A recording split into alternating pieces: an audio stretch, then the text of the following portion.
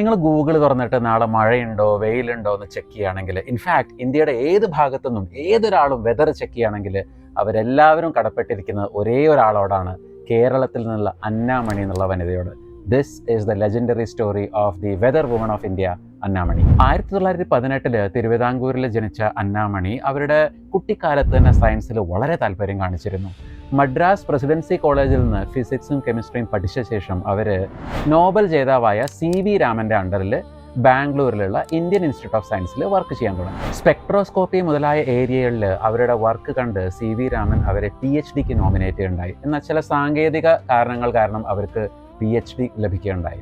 1945 ലണ്ടനിലെ ഇംപീരിയൽ കോളേജിൽ അവർ മീറ്റിയോറോളജി പഠിക്കാൻ വേണ്ടി ചേർന്നു.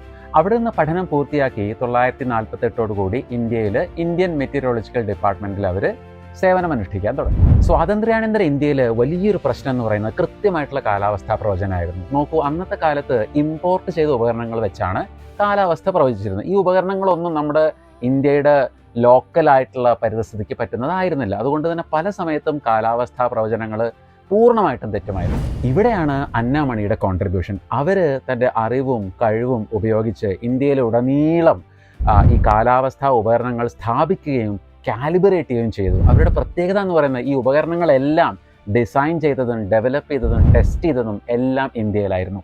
ഒരു മെയ്ക്ക് ഇൻ ഇന്ത്യ മൂവ്മെൻറ്റ് ആ കാലത്ത് തന്നെ. ഇത് കൂടാതെ ഈ സോളാർ റേഡിയേഷൻ മെഷർമെൻറ്റിൽ ഇവരൊരു എക്സ്പേർട്ടായിരുന്നു, ഒരു പയനിയർ ആയിരുന്നു. ഇവർ രാജ്യത്തുടനീളം ഉപകരണങ്ങൾ സ്ഥാപിച്ച് സോളാർ റേഡിയേഷൻ വളരെ ആക്യുറേറ്റ് ആയിട്ട് മെഷർ ചെയ്യാനും രേഖപ്പെടുത്താനും തുടങ്ങി. ഇത് ഇന്ത്യയുടെ റിന്യൂവബിൾ എനർജി റിസർച്ചിന് ഒരുപാട് സഹായകരമായി. ഇൻഫാക്ട് ഇന്ന് ഇന്ത്യ റിന്യൂവബിൾ എനർജിയിൽ എവിടെ എത്തി നിൽക്കുന്നോ അതിന് ഒരു വലിയൊരു കോൺട്രിബ്യൂഷൻ കൊടുത്തിരിക്കുന്നത് അന്നാമണിയാണ്. അവർ വർക്ക് ചെയ്ത വേറൊരു ഏരിയ എന്ന് പറയുന്നത് ഓസോൺ മോണിറ്ററിംഗ് ആയിരുന്നു, ഓസോൺ പാളികൾ. നിങ്ങൾക്കറിയാമല്ലോ, സ്വാതന്ത്ര്യാനന്തര ഇന്ത്യ എന്ന് പറയുമ്പോൾ ഇത്തരത്തിലുള്ള റിസർച്ചിനൊക്കെയുള്ള ഫണ്ട് വളരെ കുറവാണ്.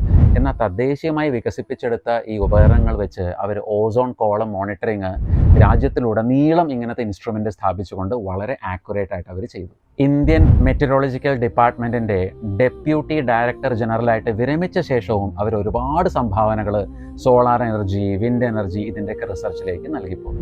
തൻ്റെ ജീവിതം സയൻസിന് വേണ്ടി സമർപ്പിച്ച് ജീവിതത്തിലുടനീളം അവിവാഹിതമായി കഴിഞ്ഞു പോകുന്ന അവരുടെ ഒരു കോട്ട് വളരെ ഫേമസ് ആണ്. I am not interested in being a woman scientist, I am interested in being a good scientist.